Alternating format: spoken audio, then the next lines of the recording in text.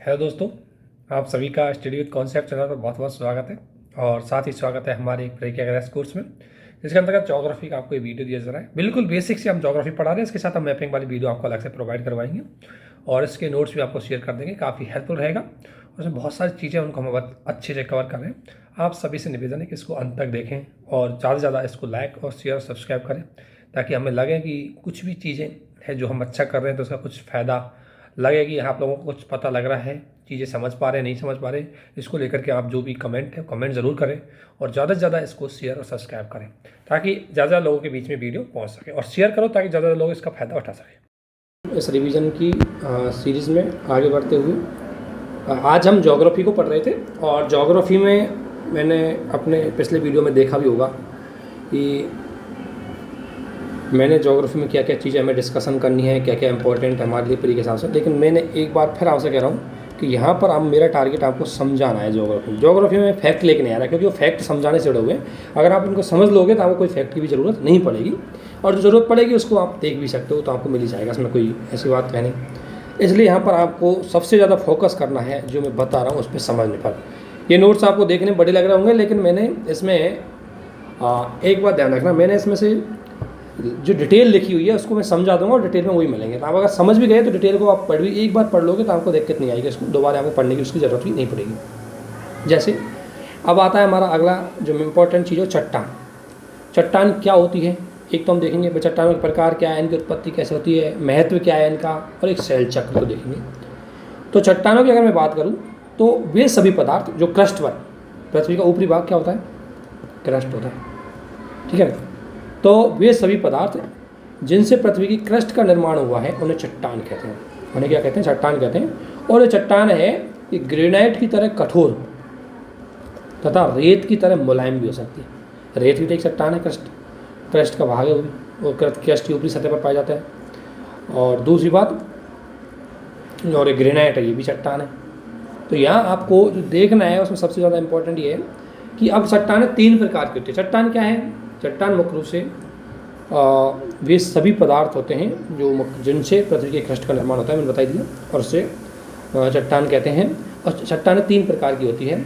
एक होती है आग्नेय चट्टानें, एक होती है आपसादी चट्टानें, और एक होती है रूपांतर चट्टानें, कायांतर चट्टानें। देखो इसमें आपको एक चीज़ ध्यान रखनी है, इनकी एक निर्माण की प्रोसेस को अगर आप समझ गए तो आपको पता लग जाएगा कि इनकी विशेषताएँ क्या हैं, और सवाल विशेषताओं से आते हैं, ठीक है ना। तो इग्नियस या आग्नेय चट्टानों की अगर मैं बात करूँ तो आग्नेय चट्टान है, इनका निर्माण है वो लावा से होता है। कैसे होता है, जैसे पृथ्वी का यह आंतरिक भाग है, पृथ्वी का आंतरिक भाग है। आंतरिक भाग में क्या होता है कि जो आंतरिक भाग होता है वहाँ पर टेम्परेचर अधिक होता है। कोई चट्टान है, और ये विशेष रूप से जो दुर्बल मंडल में बताया था वहाँ चट्टान में मैग्ना का निर्माण होता है। मैग्ना का निर्माण की प्रोसेस क्या होती है कि मैग्ना के निर्माण की प्रोसेस होती है कि टेम्परेचर बहुत ज़्यादा है और चट्टान है, उस चट्टान पे प्रेशर पड़ता है ऊपर से, ठीक है ना। और प्रेशर के साथ साथ उसमें मतलब प्रेशर नहीं, हल्का प्रेशर, मतलब थोड़ा दबाव तुलना तो उसमें कम होता है, हल्का जगह हो जाती है। जैसे कोई मान लो आप एक चट्टान ले लो, एक चट्टान है, आप उसको टेम्परेचर पर रखो, बात हो जाएगी, गर्म हो जाएगी। गर्म होने के बाद उसमें थोड़ा सा पानी जाएगा, तो पानी होने के बाद चटक जाएगी या उसका विखंडन हो जाएगा, और वही फिर लावे के रूप में, मतलब मेग्मा के रूप में कन्वर्ट हो जाता है। मेग्मा क्या होता है, गर्म जलित पदार्थ, ठीक है ना। तो मेग्मा के ऊपर निर्माण होता है, और इसी मेग्मा को जब ये मेग्मा ज्वालामुखी नली के माध्यम से लावा के रूप में बाहर आता है तो इसे ही लावा बोलते हैं। मेग्मा को सतह पर इसको बोलते हैं लावा, और पृथ्वी के आंतरिक भाग में इसको बोलते हैं मेग्मा। और मेग्मा द्रव और गैस और ठोस तीनों में हो सकता है, ठीक है ना। तो मेग्मा का अगर शीतलन होगा तो मेग्मा का शीतलन कहाँ होगा, पृथ्वी के आंतरिक भाग में, तो उससे जो चट्टानें निर्मित होंगी उसको बोलेंगे आंतरिक आग्नेय चट्टान। और लावा का शीतलन होगा वहाँ को पता है कहाँ होगा, पृथ्वी के बाह्य भाग में, तो उनको बोलेंगे बाह्य आग्नेय चट्टान। तो एक चीज़ और ध्यान रखनी है, इसमें हम आगे देख रहे हैं, मेग्मा में और सिलिका में एक संबंध पाया जाता है। मेग्मा में जो सिलिका पदार्थ होता है उसमें एक संबंध होता है। सिलिका अगर ज़्यादा है तो गाढ़ा भी ज़्यादा होगा, ध्यान रखना, उसमें अम्लता भी ज़्यादा पाई जाएगी, और जब गाढ़ा ज़्यादा होगा, ठोस मौजूद होगा, तो उसका गलनांक पॉइंट भी ज़्यादा होगा। ये विशेषता आपको ध्यान रखनी है कि मेग्मा अगर सिलिका ज़्यादा है उस मेग्मा में तो वहाँ पर गाढ़ापन भी ज़्यादा होगा, यानी कि बहुत गाढ़ा जो लावा होगा या मेग्मा होगा, और उसमें अम्लता का तत्व वो ज़्यादा पाया जाएगा, और उसमें गलनांक तत्व है वो भी उसमें क्या होगा, गलनांक पॉइंट है जो उसमें हाई पॉइंट पाया जाएगा। और साथ ही सिलिका और घनत्व में विपरीत संबंध है, क्योंकि जो भी अभी मैंने घनत्व का आपको थोड़ी देर पहले एक फॉर्मूला बताया था, तो उस फॉर्मूले को अगर आप देखोगे तो उसमें एक चीज़ आपको देखने को मिलेगी कि घनत्व बराबर क्या होता है, द्रव्यमान बटे आयतन। और इसमें चूंकि जब सिलिका ज़्यादा होगी, जब ठोस अवस्था में ज़्यादा होगा तो सिलिका ज़्यादा होगी, अगर सिलिका है तो एक गाढ़ा होगा, ठीक है ना। तो जितना ज़्यादा गाढ़ा होगा, है ना, और गाढ़े की वजह से इसके जो द्रव्यमान है उसमें क्या हो जाएगी, कमी हो जाएगी। तो वो उससे क्या है कि जो घनत्व है इसका कम हो जाएगा। तो इसका जो सिलिका है और घनत्व में विपरीत संबंध पाया जाता है, ये चीज़ आपको एक बार देख लेनी जरूर, ठीक है ना। तो सिलिका और घनत्व में आपको पता है विपरीत संबंध पाया जाता है, यानी कि अगर सिलिका ज़्यादा होगी तो घनत्व वहाँ पर कम होगा, ठीक है ना। अब आते हैं सबसे पहले हम एक शब्दावली और बोल दें, तो ये जरूर ध्यान रखना, सिलिका और घनत्व में इसमें विपरीत संबंध पाया जाता है। और क्रिस्टल रवा क्या होते हैं कि जैसे ज्वालामुखी से लावा निकलेगा तो उससे कुछ आकृति बनती है रवे जैसी, तो उनका जो आकार है वो भी ध्यान रखना शीतलन की दर पर डिपेंड करता है। जैसे अगर मान लें शीतलन की दर बहुत फास्ट है, यानी कि कोई चीज़ बहुत ज़्यादा ठंडी हो रही है, तो आग मान लो मेघमा निकलेगा, तो अगर बहुत जल्दी वो ठंडा हो जाएगा तो ज़्यादा विस्तार नहीं ले पाएगा वो, उसी जगह उसका जो थोड़ा द्रव्य है वो वहीं जाकर सिकुड़ जाएगा, तो वो तुरंत क्या हो जाएगा, जम जाएगा, तो उसका आकार हो जाएगा सकड़ा।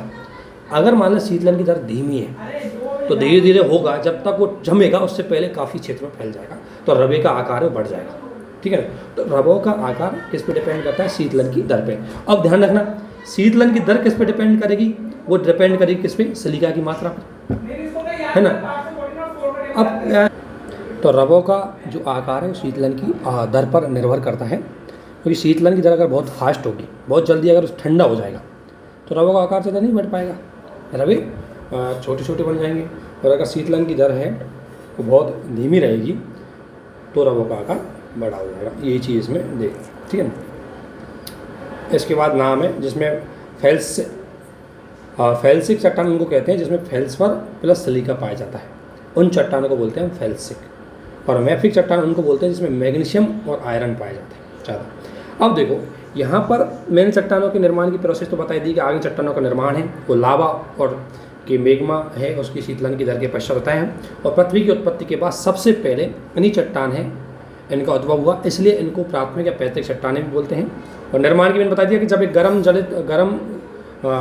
गलित पदार्थ जिसका निर्माण तापमान में वृद्धि, दबाव में कमी और पृथ्वी के आंतरिक भागों में जब जल का प्रवेश किया तब मेग्मा का निर्माण। ध्यान रखना, टेम्परेचर ज़्यादा होता है, प्रेशर कम होता है, तो खुल जाती है चट्टान, थोड़ी सी खुलने के बाद उसमें पानी समा जाता है, और जब गर्म होने के बाद वो उसको क्या करता है, चट्टान को तोड़ करके लावा के रूप में कन्वर्ट कर देता है।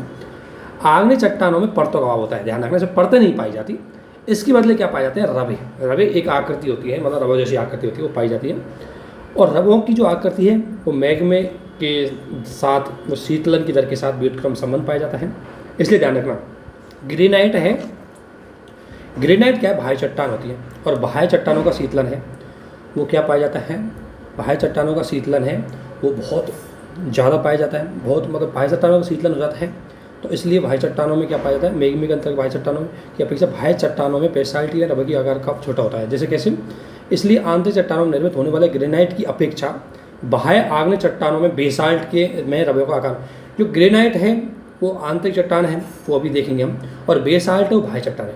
अब जो बाह्य चट्टान होगी उसका ठंडा बहुत जल्दी होगा, क्योंकि बाह्य चट्टान होगी तो यहाँ हवा चलेगी, यहाँ पर तो वातावरण है, और आंतरिक चट्टान उसका ठंडा नहीं हो पाएगा क्योंकि वहाँ पर द्रव तापमान ज़्यादा रहता है। तो इसलिए जो ग्रेनाइट है वो आंतरिक चट्टान है, तो उसका क्या होता है कि शीतलन की जो दर है उसमें बहुत कम होती है, इसलिए वहाँ पर ग्रेनाइट मतलब रवों का जो आकार है वो बड़ा हो जाता है। क्यों, क्योंकि वहाँ पर टेम्परेचर है वो ज़्यादा होता है, तो शीतलन की दर है वो कम होती है पृथ्वी के आंतरिक भाग में, इसलिए ग्रेनाइट में रवों का आकार बड़ा होता है।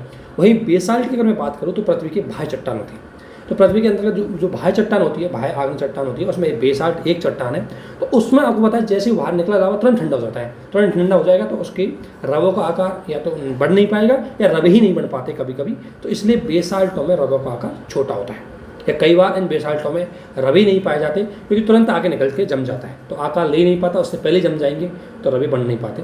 तो इसलिए जिन बेसाल्ट चट्टानों में रवे नहीं पाए जाते उन्हें ग्लासी बेसाल्ट के नाम से भी जाना जाता है।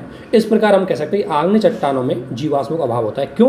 क्योंकि आग्नेय चट्टानों का निर्माण है वो पृथ्वी के आंतरिक भाग से जो लावा है वो आकर के पृथ्वी के बाहर भाग पर जमता है, उससे आग्नेय चट्टान का निर्माण होता है। अब पृथ्वी के आंतरिक भाग से आपको पता है जीवाश्म में पृथ्वी की सतह पर पाए जाते हैं, आंतरिक भागों नहीं पाए जाते, इसलिए जीवाश्म इसमें नहीं होंगे, क्योंकि इस चट्टान का निर्माण जो इसका स्रोत है वो अंदर से आ रहा है।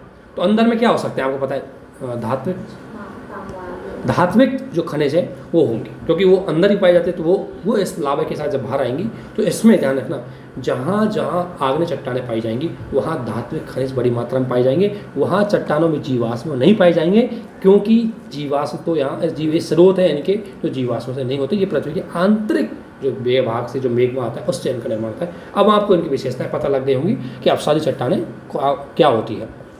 तो अगर आपको विशेषताएं पता लगी होंगी कि अपसारी चट्टानें, पहली बात तो ज्वालामुखी जो क्रिया है उसके माध्यम से निर्मित होती है।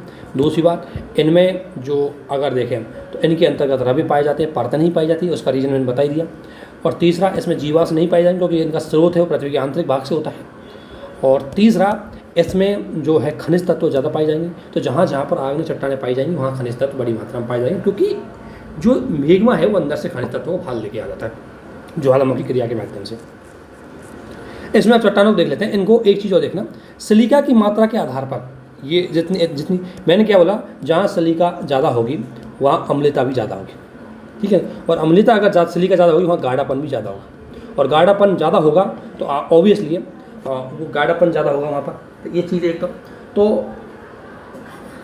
तो गाढ़ापन ज़्यादा होगा तो गलनांक बिंदु है वो भी ज़्यादा होगा। तो जैसे अगर मैं बात करूँ, अगर मान लें सिलिका की मात्रा 77% से अधिक है तो उन चट्टानों को बोलते हैं, उनके लावे को बोलेंगे हम फेल्सिक लावा या सिल्सिक लावा, अर्थात इसमें अम्लीय लावा होगा, ये ज़्यादा अम्लीय लावा होगा। और ये आंतरिक भाग में जब मेग्मा के रूप में अगर ये चट्टानें बनेंगी तो इसमें ग्रेनाइट चट्टान होंगी। अगर मैं बात बोलूँ ग्रेनाइट चट्टानें, तो ग्रेनाइट चट्टान है उसमें सिलिका की मात्रा है वो ज़्यादा पाई जाती है, और ग्रेनाइट चट्टानों में सिलिका की मात्रा ज़्यादा पाई जाने की वजह से लावा यहाँ पर गाढ़ा होता है, ध्यान रखना, ठीक है। जबकि बाह्य आंतरिक चट्टानों में देखूंगा तो रायोलाइट चट्टान होती है। ये रायोलाइट चट्टान है, ये बाह्य आग्नेय चट्टान होती है, और बाह्य आग्नेय चट्टान होती है, लेकिन इसमें सिलिका की मात्रा भी ज़्यादा होती है, इसमें गाढ़ापन भी ज़्यादा होगा, इसमें अम्लता भी ज़्यादा पाई जाएगी, ठीक है। ये विशेषता ध्यान रखना। इस सारणी के आधार पे आपको विशेषताएं पता लगानी चाहिए क्या क्या होंगी। अगर सिलिका की मात्रा 55 से 77% के बीच है उसको मध्यांतरिक बोलेंगे। इसमें आती है डायोराइट। डायोराइट चट्टान है वो आंतरिक आग्नेय चट्टान है जिसमें सिलिका की मात्रा पाई जाती है। क्यों? और सिलिका की मात्रा पाई जाती है अभी भी इसमें जो इसकी विशेषता रहेगी वो अम्लीय रहेगी। और एंडेसाइट है, ये बाह्य आग्नेय चट्टान है जिसमें भी सिलिका की मात्रा है वो है, इसलिए इसमें भी अम्लता तत्व पाया जाता है। लेकिन जैसे जैसे सिलिका की मात्रा कम होती जाएगी इसमें क्षारीय तत्व बढ़ता जाएगा, है ना। तो यहाँ सिलिका की मात्रा कम है, 55% तक है, इनको बोलेंगे मैफिक। मैफिक चट्टानें कौन सी होती है? जहाँ मैग्नीशियम और आयरन पाया जाता है, सिलिका नहीं पाई जाती, सिलिका की मात्रा बहुत कम होती है। इनमें आग्नेय चट्टान, आंतरिक चट्टान होती है उसमें ग्रेवो होती है, और बाह्य चट्टान होती है बेसाल्ट होती है। इसी प्रकार अगर मैं बात करूँ सिलिका की और ज़्यादा बहुत कम मात्रा में सिलिका पाई जाती है उन चट्टानों में, उनको बोलेंगे अति क्षारीय, क्योंकि जैसे सिलिका कम हो जाएगी उसमें अम्लता हो जाएगा कम और क्षारीयता बढ़ने लग जाएगा। तो पेरिडोडाइट चट्टान है, पेरिडोडाइट जो चट्टान है वो पेरिडोडाइट चट्टान है वो आंतरिक आग्नेय चट्टान है, जबकि बेसाल्ट है वो बाह्य आग्नेय चट्टान है, और इसमें बेसाल्ट में चट्टानें ध्यान रखना क्षारीय होती है, ये ध्यान रखना, जबकि ग्रेनाइट चट्टानें अम्लीय होती है। ये सबसे बड़ी चीज़ें आपको ध्यान रखनी है, इससे आपको विशेषताएं पता लग जाएंगी। तो अब आपको आग्नेय चट्टान है पूरी समझ में आ गया कि पहली बात आग्नेय चट्टानों का निर्माण कैसे होता है, तो ज्वालामुखी क्रिया के माध्यम से होता है, इनमें धात्विक तत्व वो पाए जाते हैं। तो इस तरीके से आपको समझना है। अब इसमें आपसे कैसे पूछे, मतलब उन्होंने पूछ लिया बेसाल्ट क्या है, तो आपको आंसर देने में कोई दिक्कत नहीं। बेसाल्ट बाह्य आग्नेय चट्टान होती है। अगर बेसाल्ट से लेकर के यूपीएससी स्टेटमेंट भी दे तो आपके पास तुरंत जवाब होना चाहिए, क्योंकि बेसाल्ट है, बाह्य होती है, बहुत जल्दी जम जाती है, तो रबों का आकार भी इसमें छोटा होगा। और दूसरी बात, ये मुख्य रूप से इनमें सिलिका की मात्रा बहुत कम पाई जाती है, तो इनमें क्षारीयता का तत्व है वो ज़्यादा पाया जाएगा, ठीक है। और तीसरी बात, इनमें जो अगर इनका जो गलनांक बिंदु है वो कम होगा, क्योंकि ये थोड़ी पतली टाइप में ज़्यादा होंगी, है ना, ज़्यादा मतलब इनका जो लावा है, अगर लावा की बात करें तो लावा है पतला होगा, इसलिए। तो ये 3-4 विशेषताएं आपको पता हो जाएगी इस प्रोसेस को अगर आप समझ गए तो। अब आपको इसमें रटने की कोई ज़रूरत नहीं है। इसके बाद हम पढ़ते हैं अपसादी चट्टानें। अपसादी चट्टानों का निर्माण है एक बहुत बड़े चक्रीय प्रोसेस के माध्यम से होता है, एक बड़ी प्रोसेस होती है इसमें, और प्रोसेस को पढ़ेंगे हम। सबसे पहले अपसादी चट्टानों के लिए पहली प्रोसेस होती है अपक्ष। यानी कि जो चट्टान है उसका टूटना। अपक्षय का मतलब होता है चट्टानों का टूटना। मतलब चट्टान टूटेगी तो अवसादों का निर्माण होगा। अवसाद क्या क्या हो सकते हैं? गोलास में बजरी, रेत, सिल्ट, मृत्तिका और पंख। एक चीज़ ध्यान रखना, मैंने जो सीक्वेंस लिखा है इस सीक्वेंस में आकार इनके कणों के आकार पे आधार पर लिखा है। गोलास्मों के कणों का आकार ज़्यादा होता है, बजरी के कणों का आकार उससे कम होता है, रेत के कणों का आकार उससे कम होता है, सिल्ट का और ज़्यादा कम होता है, मृत्तिका का और ज़्यादा कम महीन होता है और पंख का और ज़्यादा महीन होता है। तो इसलिए अपक्षय वह प्रोसेस होती है जिसके अंतर्गत चट्टानों का क्या होता है? टूटना होता है। तो अपसादी चट्टानों के लिए सबसे पहले कोई चट्टान टूटेगी तो टूटना के लिए अपक्षय प्रोसेस में 3 तरह से टूट सकती है। या तो रासायनिक अपक्षय हो सकता है, या भौतिक अपक्षय हो सकता है, या वो जैविक अपक्षय होता है। रासायनिक अपक्षय मतलब रासायनिक क्रिया के परिणाम स्वरूप, जैसे जल मिल गया, जल के साथ उस घुल गई, घुलने के बाद टूट गई। तो रासायनिक क्रिया के परिणाम स्वरूप अगर अपक्षय हुआ है तो उसे रासायनिक अपक्षय बोलेंगे।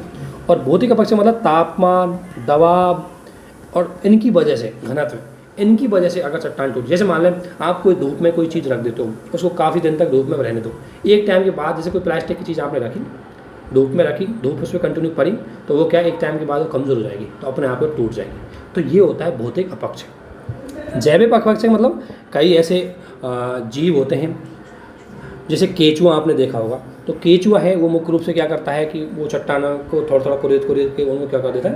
तोड़ देता है, उनको ज़्यादा विखंडित कर देता है, तो उसे बोलते हैं जैविक अपक्षय। ठीक है ना? तो अपक्षय सबसे पहले इस प्रोसेस के अंतर्गत क्या होगा? अपक्षय होगा। अब मान लें चट्टानें टूट गई, उसकी छोटी छोटी टुकड़े हो गई, अब उसको बहाक होगा एक स्थान से दूसरे। अपर्दन क्या होगी? अपर्दन वो प्रोसेस होगी जो अपसाद, जो अपक्षय की प्रोसेस के बाद टूटे हैं उनको एक स्थान से ले जा करके, अब टूटी हुई कोई चट्टान तो ऊंची होगी, मान लीजिए ऊंची चट्टान होगी, अब यहाँ से टूटा है तो कोई नीचे वाला स्थान होगा, वहाँ जा करके उसको जमा कर देगा।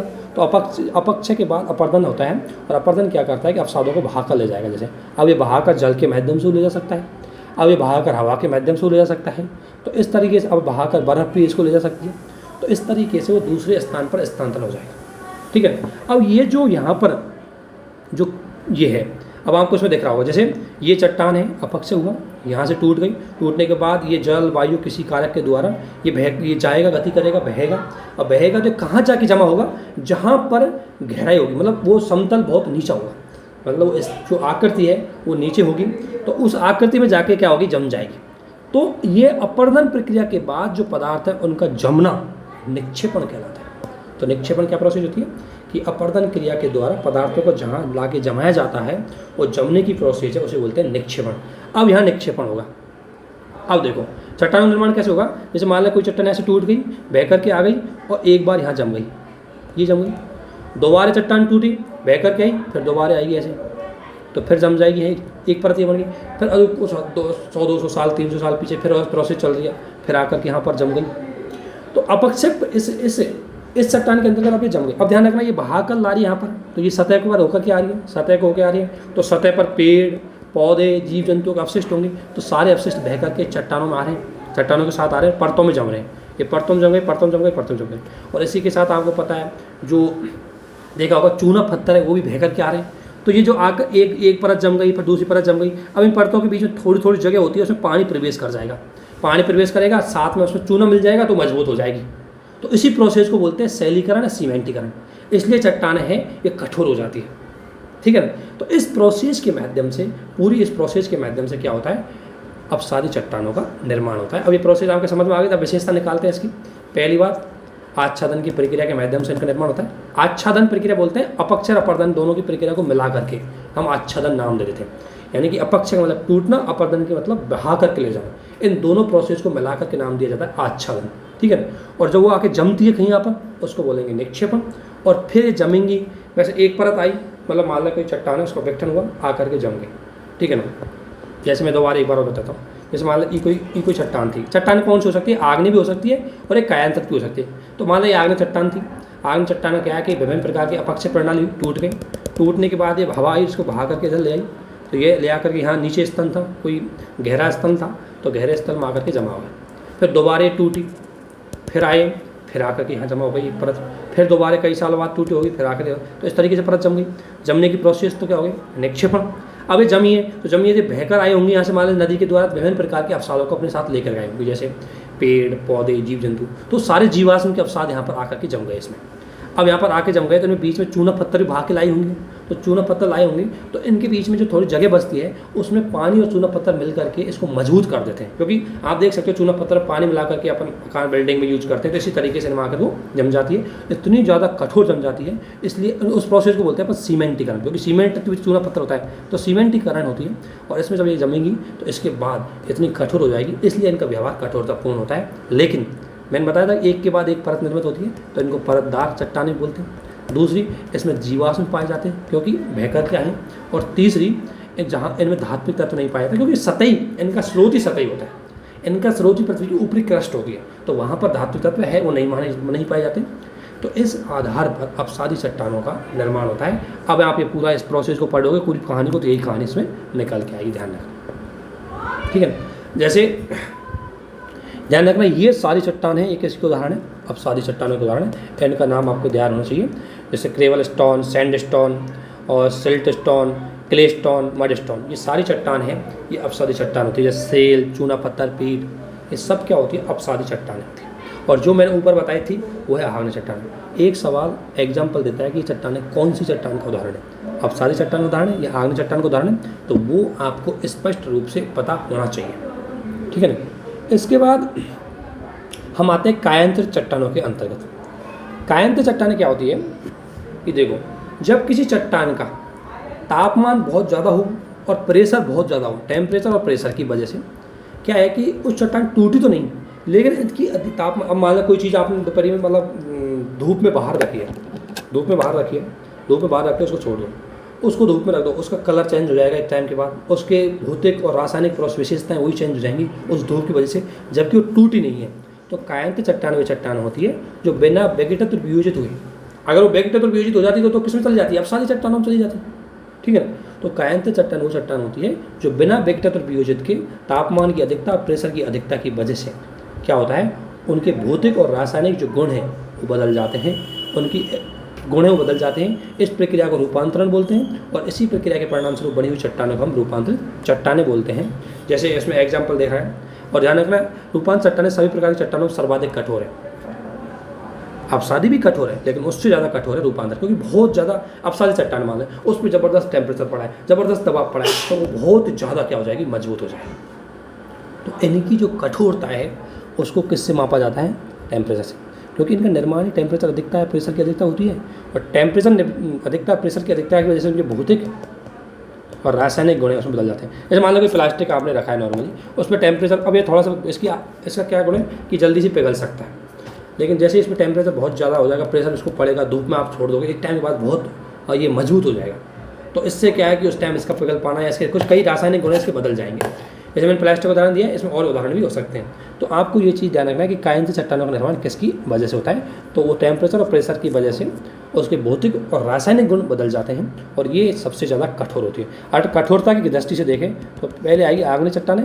आग्नेय चट्टानों से ज़्यादा कठोर होती है अपसादी चट्टानें, और अपसादी चट्टानों से ज़्यादा कठोर होती है कायांतर चट्टानें, ठीक है। ये चीज़ आप समझ में। अभी एग्जाम्पल ध्यान रखना, ये सारे उदाहरण इधर आपको देख रहे हैं, ये सारे उदाहरण किसके हैं, कायांतर चट्टानों के, इसलिए ध्यान रखना। क्वार्टजाइट, संगमरमर, स्लेट, नीस, सिस्ट और सरपेंटाइन, ये सारी चट्टानें कौन सी है, ये सारी चट्टानें कायांतर चट्टानें। जबकि इधर ग्रेवो, बेसाल्ट और ये तीनों कौन सी है, आग्नेय चट्टान हो सकती है। संगमरमर है ये मतलब अपसादी चट्टान, तो मतलब अपसादी चट्टानों का भी हो सकता है भौतिक रासायनिक परिवर्तन, तो और मतलब तापमान की अधिकता की वजह से, और आग्नेय चट्टानों का भी हो सकता है, वो तो किसी भी चट्टान का हो सकता है। इसलिए तो अब देखो, इसीलिए अब इनमें देखो थोड़ा सा एक शब्दावली और ध्यान रखना, जब रूपांतरण तापमान के प्रभाव में हो तो उसे तापीय रूपांतरण बोलते हैं, और जब रूपांतरण दबाव के प्रभाव में हो तो इसे प्रादेशिक रूपांतरण या क्षेत्रीय रूपांतरण बोलते हैं, ये ध्यान रखना। अब देखो चट्टानों का एक चक्र होता है, जैसे सबसे पहले मान लो आग्नेय चट्टानें बनी, मतलब आग्नेय चट्टानों से मिल करके अपसादी बनती है या रूपांतरित बन जाती है, तो कैसे बनती है। अब अगर आपने पूरी कहानी को ढंग से समझा है अब तक जो मैंने बताई है, तो आपको ये समझ में आ जाएगा कैसे बनती है। जैसे सबसे पहले मैं आग्नेय चट्टानों की बात कर रहा हूँ। तो आग्नेय चट्टानों का निर्माण होता है मैग्मा से, और मैग्मा किससे बनता है? उसमें टेम्परेचर होता है ज़्यादा, प्रेशर होता है कम, प्लस पानी, इससे मैग्मा बन गया। तो ध्यान रखना, अगर कोई चट्टान, मान लें रूपांतर, कोई कठोर चट्टान है रूपांतर, अगर इसको मैग्मा में बनना है तो मैग्मा में कैसे बनेगी? इसका टेम्परेचर हो जाएगा ज़्यादा, इसका प्रेशर हो जाएगा कम। तो देख लें, रूपांतर चट्टान है आग्नेय चट्टानों में बदलेगी, तो इसके लिए अगर इसको मैग्मा में कन्वर्ट होना है तो प्रेशर हो जाएगा ज़्यादा, प्रेशर हो जाएगा कम और टेम्परेचर हो जाएगा ज़्यादा, इसमें लिखा हुआ है। तो देखो एरो देखो, ये रूपांतर चट्टानें किस में बदल रही है? आग्नेय चट्टानों में। तो मैंने बताया था कि किससे बदलेगी? जब टेम्परेचर होगा ज़्यादा, प्रेशर होगा कम। तो इसमें देखो टेम्परेचर ज़्यादा है, प्रेशर कम है, तो वो किस में बदल गई? आग्नेय चट्टानों में। ठीक है। इसी प्रकार अगर देखो अपसादी चट्टानों, तो अपसादी भी एक चट्टान है, उसमें भी अगर उससे अगर मान लें आग्नेय चट्टानों का निर्माण होना है तो ज्वालामुखी प्रोसेस से होगा। कैसे होगा? टेम्परेचर होगा ज़्यादा, प्रेशर होगा कम, पानी जाकर के मिल जाएगा उसमें और लावा बनेगा, और लावा बाहर आकर के जम जाएगा या आंतरिक भाग में जम जाएगा, उससे आग्नेय चट्टानों का निर्माण हो जाएगा। तो आग्नेय चट्टानों का निर्माण तो इस प्रोसेस होगा। अब मैंने बताया अपसादी चट्टानों का निर्माण कैसे होता है, तो उसमें आपको पता है आच्छादन। आच्छादन का मतलब अपक्षय और अपर्दन। तो एक मान लीजिए ये आग्नेय चट्टान है, तो इसका क्या होगा? अपक्षय होगा और अपर्दन होगा, फिर ये किस में कन्वर्ट हो जाएगी? अपसादी चट्टान में। इसी प्रकार अगर मान लीजिए रूपांतर चट्टान है, तो इसका अपक्षय अपर्दन होगा, तो किस में चली जाएगी? अपसादी चट्टानों में। और अपक्षय और अपर्दन की प्रोसेस को, सहायक प्रोसेस को क्या बोलते हैं? अनाच्छ। तो देख ले, ऐसा इसमें कन्वर्ट होगी। अब मैंने बता दिया अपसादी बन गई इसमें से एक दूसरे से। इसी प्रकार अब मान लें रूपांतर चट्टानें कैसे बनेगी। तो रूपांतर चट्टानों के लिए मैंने क्या फॉर्मूला बताया कि टेम्परेचर बहुत ज़्यादा होगा, प्रेशर बहुत ज़्यादा होगा। तो अगर मान लें ये आग्नेय चट्टान है, इसमें कन्वर्ट होगी, तो इसमें कन्वर्ट होगी, ये कन्वर्ट होगी, और इसमें क्या चीज़ बढ़ेगी? प्रेशर भी बढ़ेगा और टेम्परेचर भी बढ़ेगा। तो ये आग्नेय चट्टानों को हम अधिक प्रेशर और तापमान पर करेंगे तो रूपांतर चट्टानों में बदल जाएगी। ठीक है ना। इसी प्रकार अपसादी चट्टान है, तो अपसादी चट्टानों को अगर टेम्परेचर अधिक कर देंगे, प्रेशर अधिक कर देंगे, तो इनका वेगेटत और वियोजित नहीं होगा, तो किसमें बदल जाएंगे? रूपांतर चट्टानों में। ऐसे बोलते हैं रॉक साइकिल। ये आपको पता होना चाहिए, ये थीम है पूरी, आपको चट्टानों का निर्माण प्रोसेस पता हो जाएगी। और इससे क्या समझ में आ जाएगा आपको? इससे आपको चट्टानों की सारी विशेषताएं पता लग जाएगी। अब आप मुझसे पूछोगे कि आग्नेय चट्टानों की क्या विशेषता होगी, तो देखो इसका निर्माण, ये जो प्रोसेस है ज्वालामुखी प्रोसेस है, मैग्मा का निर्माण है। तो पहली बात, इनका निर्माण मैग्मा के माध्यम से होता है। दूसरी बात, मैग्मा आया है तो अंदर से स्रोत लेके आया होगा, तो धातु लेके आया होगा, तो धात्विक होती है। अब अंदर से स्रोत है तो जीवाश्म नहीं होंगे, क्योंकि जीवाश्म अंदर नहीं पाए जाते पृथ्वी, बल्कि पृथ्वी की सतह पर पाए जाते हैं, तो इसमें जीवाश्म नहीं होंगे। और इसमें ई नहीं, क्यों आपको पता है लावा एक बार आ जाए तो इसमें परत तो होती नहीं, तो इसलिए इसमें परत न होकर के रवे होंगे। ठीक है ना। और दूसरी ये 3-4 विशेषता होगी इनकी बस आग्नेय चट्टानों की। इसी प्रकार अपसादी की बोलूँ तो विशेषता क्या होगी? निर्माण कैसे होता है कि निर्माण के लिए देख लो, ये अनाच्छादन प्रोसेस होगी। फिर जीवाश्म पाए जाएंगे क्योंकि इस पृथ्वी की ऊपरी सतह पर होती है, जहाँ पर पेड़ पौधे जीव जंतु पाए जाते हैं। और परत होती है क्योंकि एक बार अपक्षयपर्दन होगा, जम गई, फिर दोबारा अपक्षयपर्दन होगा, फिर जम गई, तो इससे अपसादी चट्टानें परतदार भी होती है। और इसमें जीवाश्म ईंधन है वह बड़ी मात्रा में पाए जाएंगे। रूपांतर चट्टानों की अगर मैं बात करूँ तो इनका निर्माण कैसे होता है? टेम्परेचर अधिकता की वजह से, प्रेशर अधिकता की वजह से। ठीक है ना। और इनमें चीज़ें क्या है कि कठोर हो जाती है, क्योंकि टेम्परेचर और प्रेशर उसमें बढ़ेगा तो बहुत ज़्यादा कठोर हो जाए कोई चीज़। इस तरीके से आपको समझना है। फिर मैथ तो आपको ये नॉर्मली मेंस के हिसाब से इसको स्किप कर देना। अब होता है धात्विक खनिज के, ये देखो चट्टानों में धात्विक खनिज मिलते हैं, जैसे आग्नेय चट्टानों में जीवाश्म ईंधन भी मिलते हैं, जैसे अपसादी चट्टानों में। कीमती रत्नों की भी यूज होती है, जिससे बहुत ज़्यादा कठोर हो जाती है वो। मृदा निर्माण में कीमती रत्न चट्टान से मिलते हैं। मृदा निर्माण आपको पता है चट्टानों के अपक्षय अपर्दन प्रोसेस होती है पूरी, मैं बताऊँगा उसको भी कैसे बनते हैं। कई शहरों अपने भवनों का निर्माण इसी से होता है। तो इस आधार पर चट्टानें बहुत इंपॉर्टेंट हो जाती है। इसके बाद जो सबसे इम्पोर्टेंट थ्योरी है वो पढ़ते हैं हम महाद्वीपीय विस्थापन सिद्धांत। महाद्वीपीय विस्थापन सिद्धांत को अगर आप देखोगे तो इसमें सबसे पहले इसकी चीज़ देख लेते हैं कि इसमें क्या क्या चीज़ पहले क्या क्या थी।